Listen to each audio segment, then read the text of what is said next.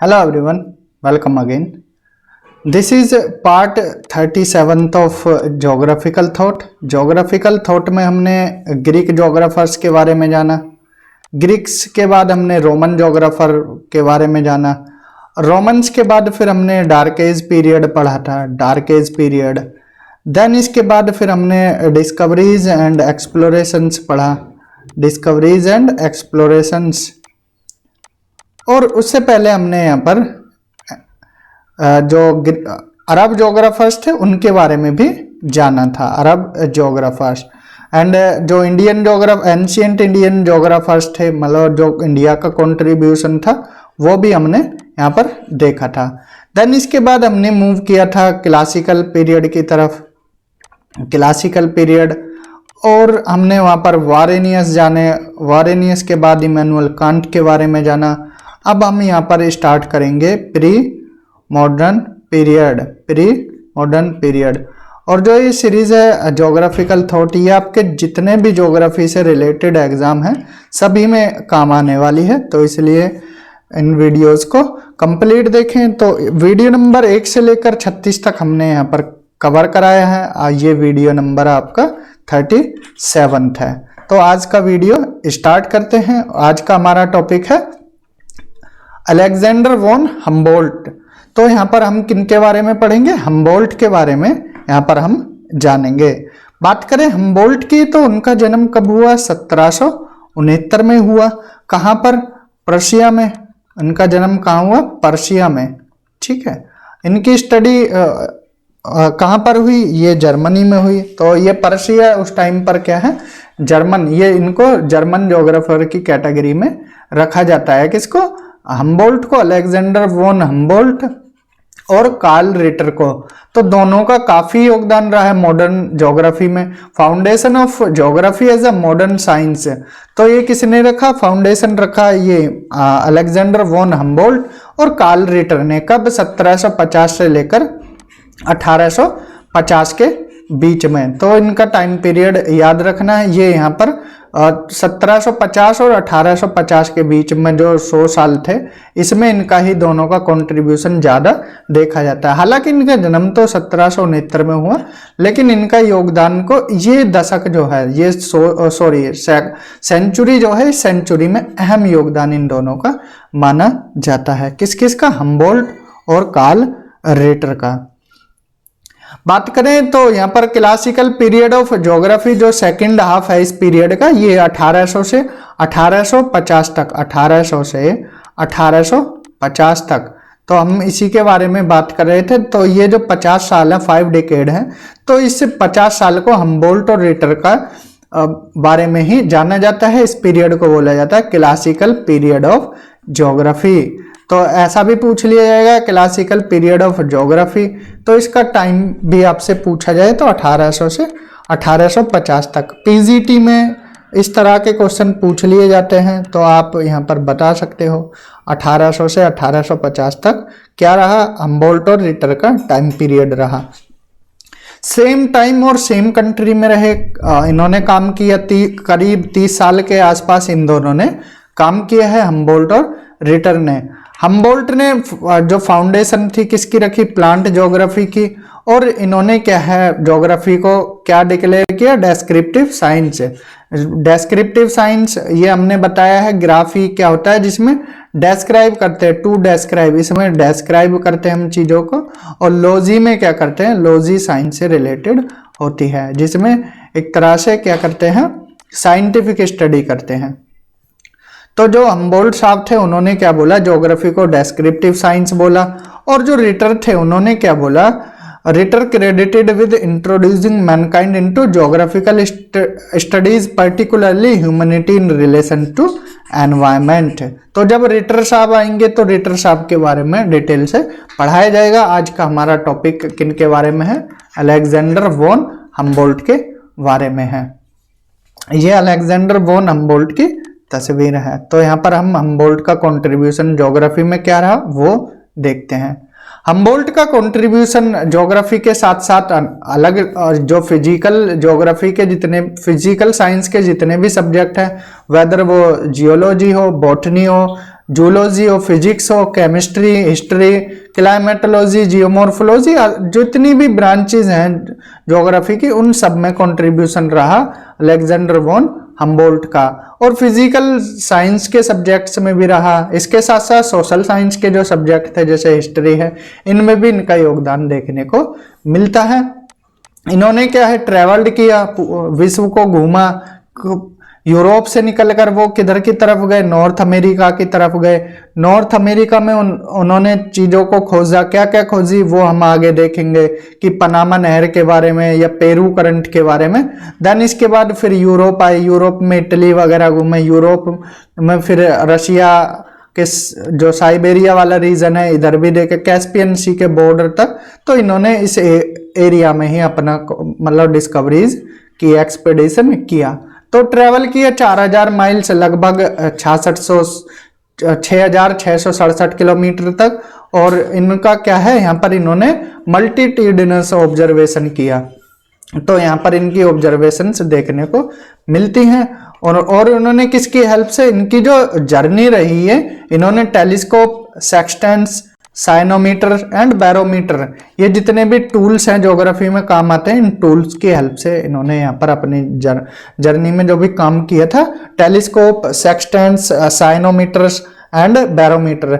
Barometer से हम क्या प्रेशर की जांच करते हैं, टेलीस्कोप से दूर की चीज पास में देखते हैं, एंड साइनोमीटर क्या करता है, for measuring blueness of sky, जो स्काई कितना नीला है, क्या कलर है, ब्लू कलर है, उसकी डार्कनेस है या लाइट कलर है, तो वो किसकी हेल्प से, साइनोमीटर की हेल्प से देखा जाता है।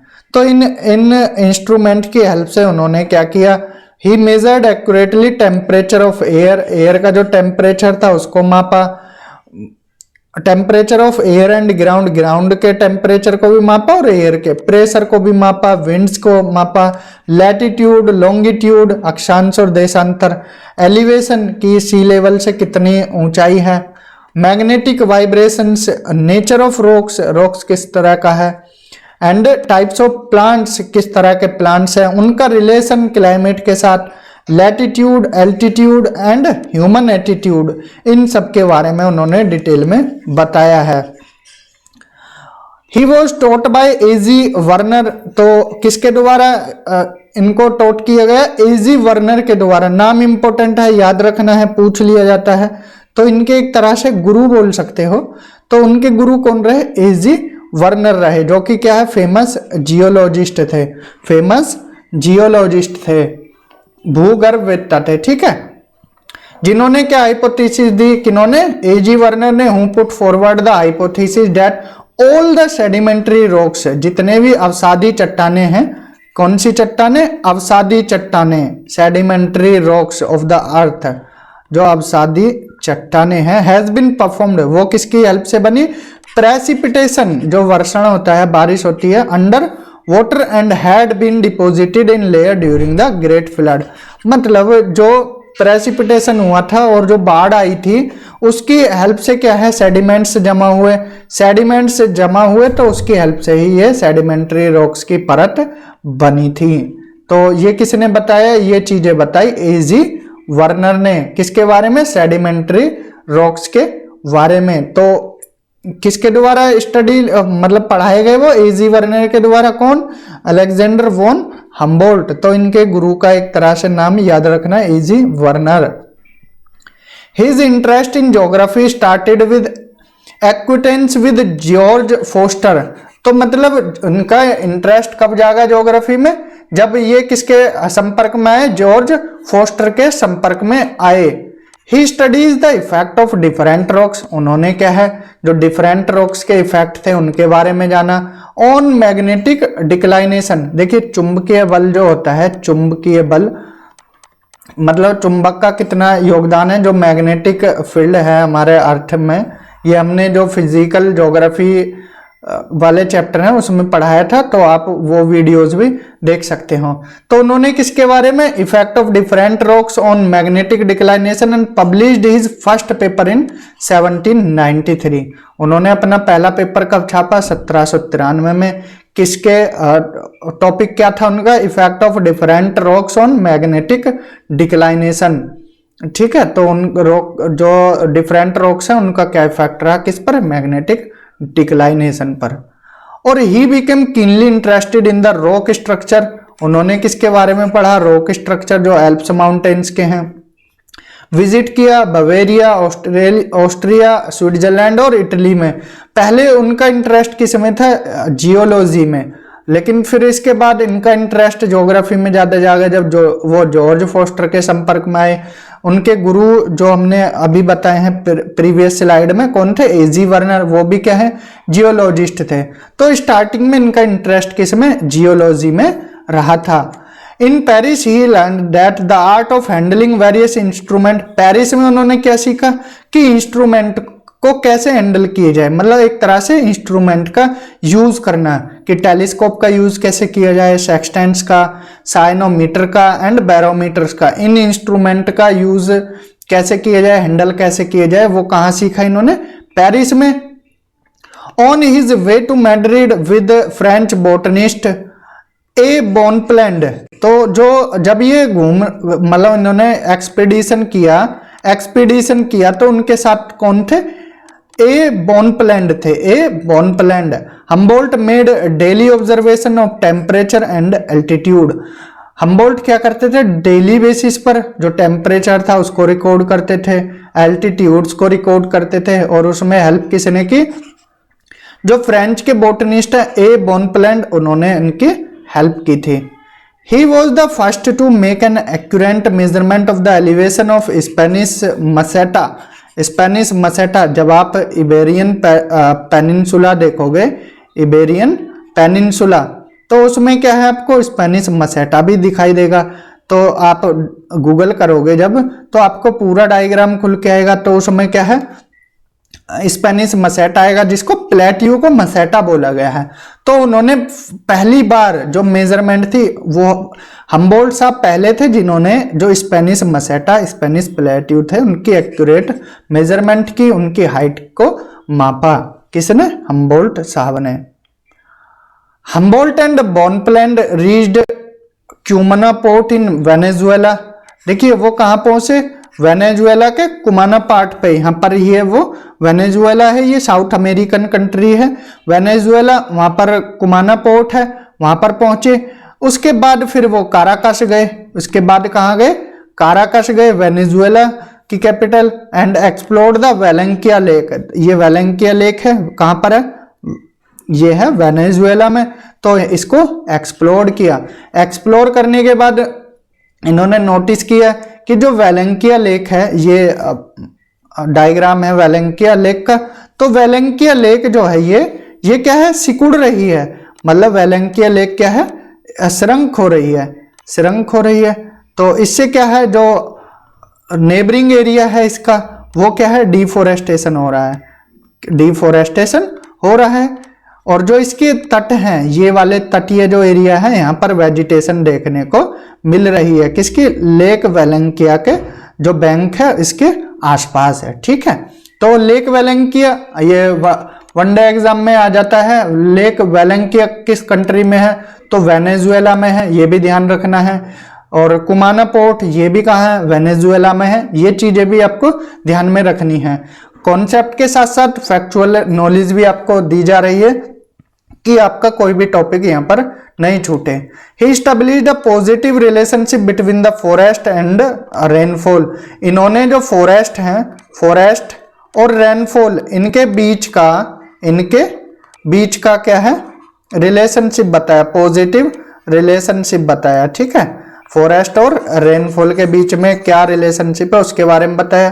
क्या रिलेशनशिप बताया उन्होंने, कि मोर फॉरेस्ट मीन मोर रेनफॉल, मतलब ज्यादा रेनफॉल होगी तो क्या होंगे, ज्यादा फॉरेस्ट होंगे, ज्यादा फॉरेस्ट होंगे तो ज्यादा रेनफॉल होगी, एक दूसरे का मतलब इंटर डिपेंडेंट है। पॉजिटिव रिलेशनशिप बताया कि रेनफॉल ज्यादा तो फॉरेस्ट ज्यादा, फॉरेस्ट ज्यादा तो रेनफॉल ज्यादा, ठीक है। ये किसने बताया, ये हम्बोल्ट साहब ने बताया। इन 1800 में क्या किया इन्होंने, ओरिनिको रिवर को एक्सप्लोर किया। हम्बोल्ट ने क्या किया, ओरिनिको रिवर को एक्सप्लोर किया। ओरिनिको रिवर कहाँ है, ये वेनेजुएला में भी है। और यहाँ पर फिर ये किसके साथ मिलती है, जो आपकी अमेजोन रिवर है साउथ अमेरिका में, जो अमेजोन, ये अमेजोन का बेसिन एरिया है पूरा, तो ये आप देख सकते हो। और इसकी इस तरह से फैक्चुअल क्वेश्चन भी बनता है, अमेजन की सबसे बड़ी ट्रिब्यूटरी कौन सी है, मैडेरा रिवर है। कौन सी, मैडेरा।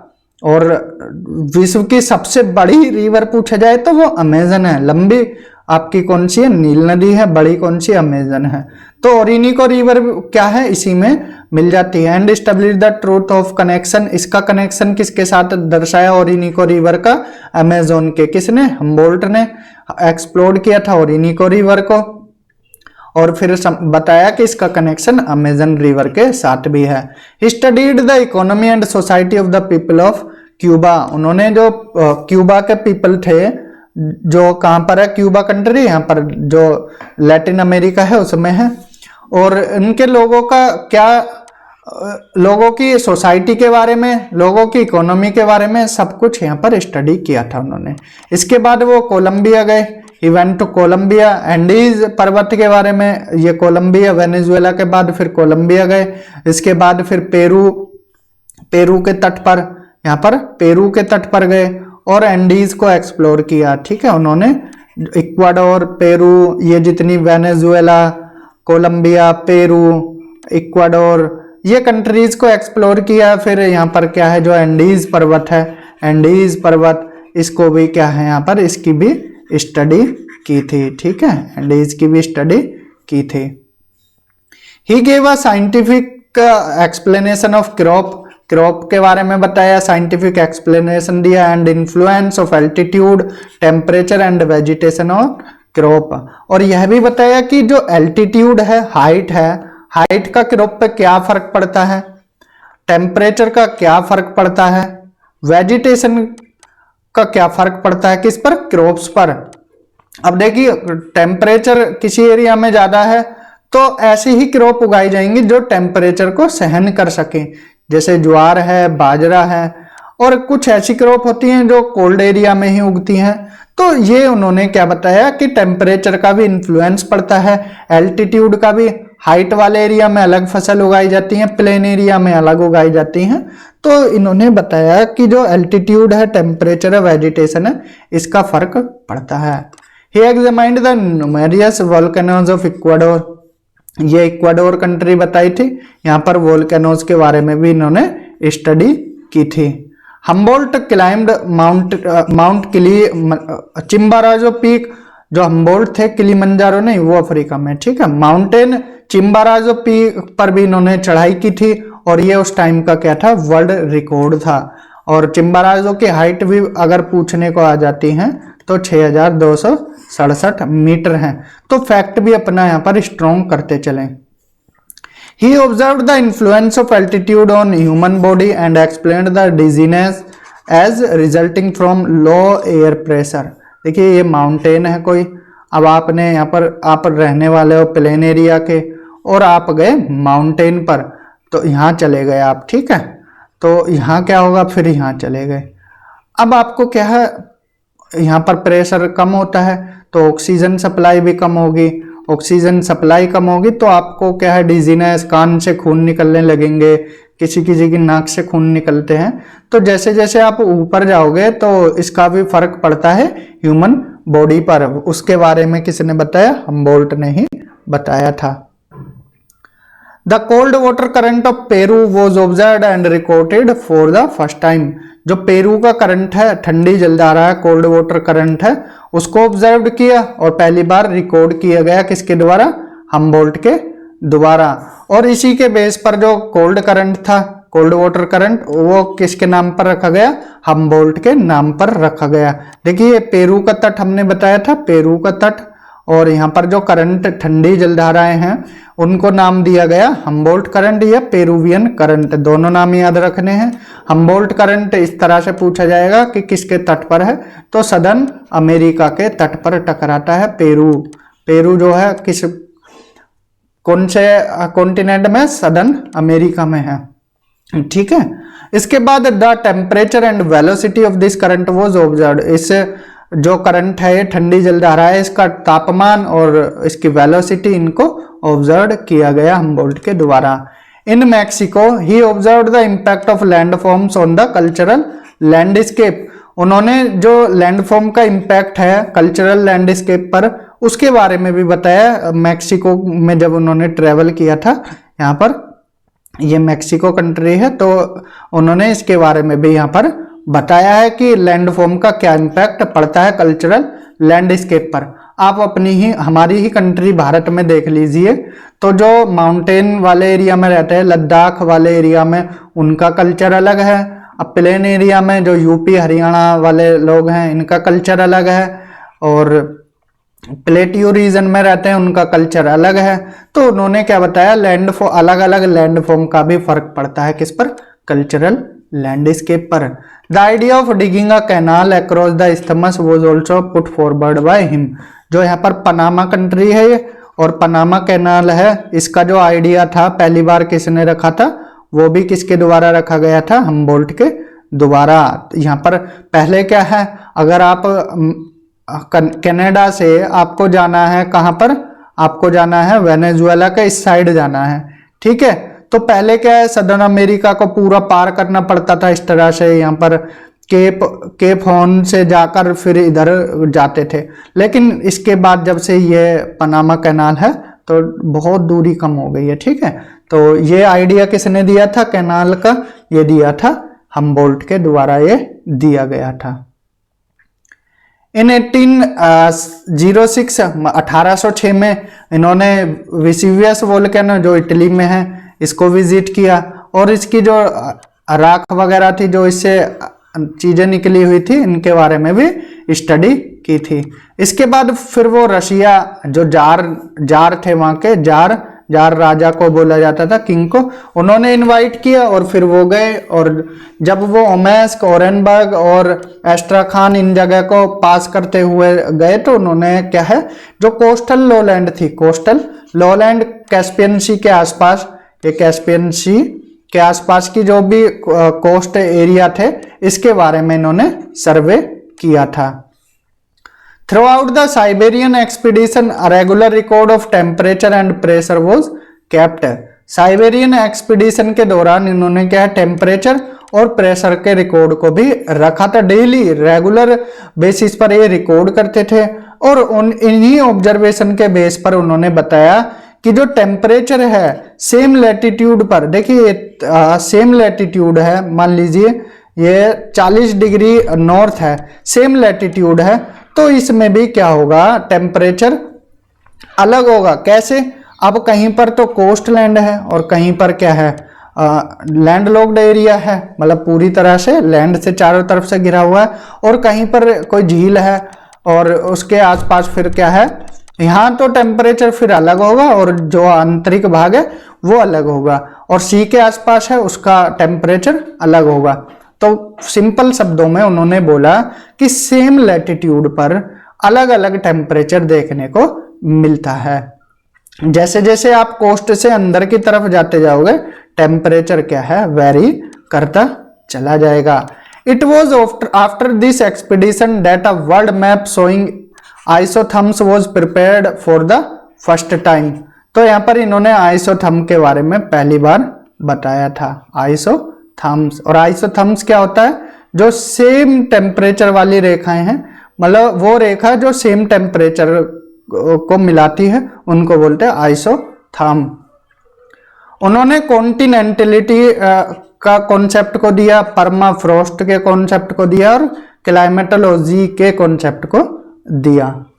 His major concern was to correlate the physical environment with the human and organic phenomena. इनका जो मेजर कंसर्न था वो क्या था, देखिए, फिजिकल एनवायरनमेंट, जो माउंटेन्स हैं या फिर रिवर्स हैं या फिर आपका प्लेट्यू वाला एरिया है, और जितने भी फिजिकल फीचर्स हैं, लेक्स हैं या फिर हिली एरिया है, तो इनका क्या इंटरेक्शन है, मतलब इनका रिलेशन ह्यूमन के साथ क्या है, उन्होंने यही बताने का प्रयास किया था कि ये ह्यूमंस को कैसे अफेक्ट करते हैं। तो जितने भी लैंड फॉर्म है या फिजिकल एनवायरनमेंट है वो ह्यूमन को कैसे, ह्यूमन के साथ साथ उन्होंने जीव जंतु बाकी अनेक जीवों को भी लिया है, तो ये चीजें कैसे प्रभावित करती हैं जो लिविंग थिंग्स हैं, ऑर्गेनिक फिनोमिना है, तो इसके बारे में ही इन्होंने बताने का प्रयास किया था।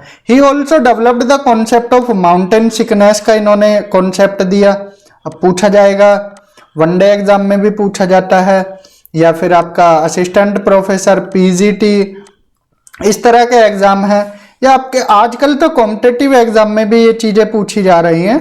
जैसे मेट्रोपोलिस पूछा भी रिसेंट में ARO के एग्जाम में कि मेट्रोपोलिस एक तरह से ज्योग्राफी ऑप्शनल से रिलेटेड ही पूछ लिया कि मेट्रोपोलिस टर्म किसने दिया था, गोटमैन ने। तो इस तरह से भी आजकल क्वेश्चन आ रहे हैं, तो ये मत समझना कि माउंटेन सिकनेस नहीं पूछेंगे, पूछ भी सकते हैं। तो माउंटेन सिकनेस का कॉन्सेप्ट किसने दिया, हम्बोल्ट ने दिया। Looking closely at the rocks of Andes की रॉक्स को देखने के बाद, इनको पढ़ने के बाद, और फिर उन्होंने बताया कि जो एजी वैगनर ने कॉन्सेप्ट दिया था, हाइपोथेसिस दी थी, उसमें कुछ गलती है, quite wrong about the origin of rocks.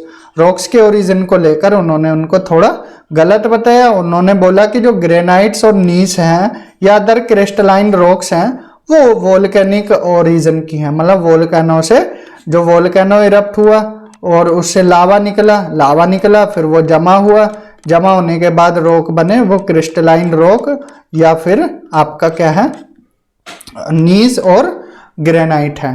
तो ये किन्होंने बताया, हम्बोल्ट ने बताया। इसके बाद इंपॉर्टेंट चीज ये आती है कि 1845 में उन्होंने क्या है, अपनी बुक पब्लिश की। उनकी बुक पब्लिश हुई, उस बुक का नाम है कॉस्मोस। यहाँ पर जितने भी स्टार लगाएं वो कम है, क्योंकि कॉस्मोस पूछा जाता है कि किसकी बुक है। तो ये इंपॉर्टेंट है, कॉस्मोस बुक किसकी है, हम्बोल्ट की। और हम्बोल्ट का इसमें क्या ऑब्जेक्टिव रहा था इस बुक को लिखने के पीछे, कि he was to develop universal science. तो इन्होंने किसके बारे में बताने का प्रयास किया, यूनिवर्सल साइंस का। The foundation of universal science was the main objective of his Cosmos. बात एक ही है कि जो उनकी बुक थी कॉस्मोस, उसमें उन्होंने किसके बारे में बताने का प्रयास किया, यूनिवर्सल साइंस के बारे में बताने का प्रयास किया।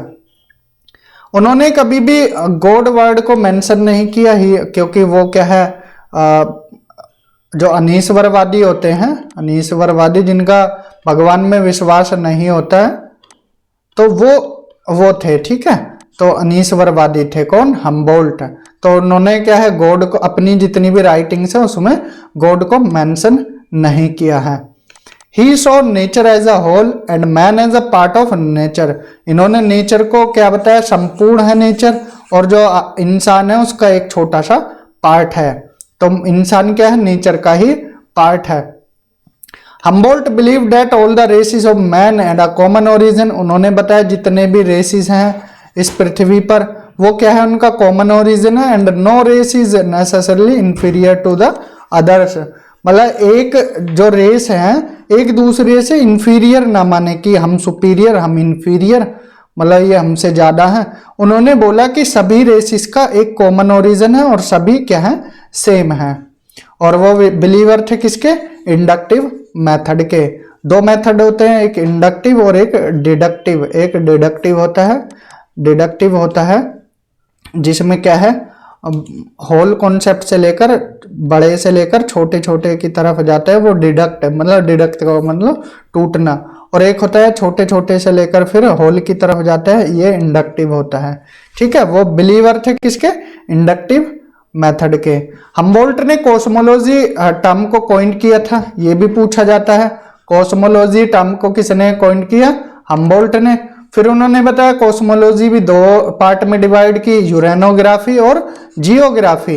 यूरेनोग्राफी में बताया उन्होंने किसके बारे में, एस्ट्रोनॉमी के जो सेलेस्टियल बॉडीज हैं उसके बारे में बताया।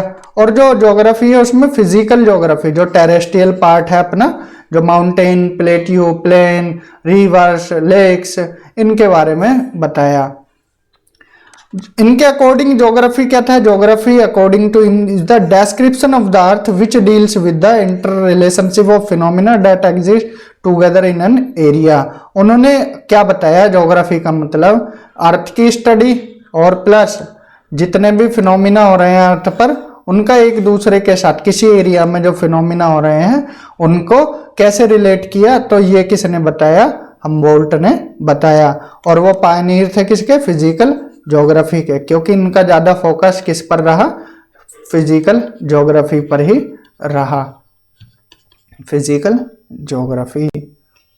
उन्होंने जुसामैन हैंग ये कॉन्सेप्ट भी दिया, ठीक है, he advocated the concept of Zusammenhang, और इसका मतलब होता है हैंगिंग टुगेदर। तो जुसामैन हैंग कॉन्सेप्ट भी याद रखना, किसने दिया, ये हम्बोल्ट ने दिया।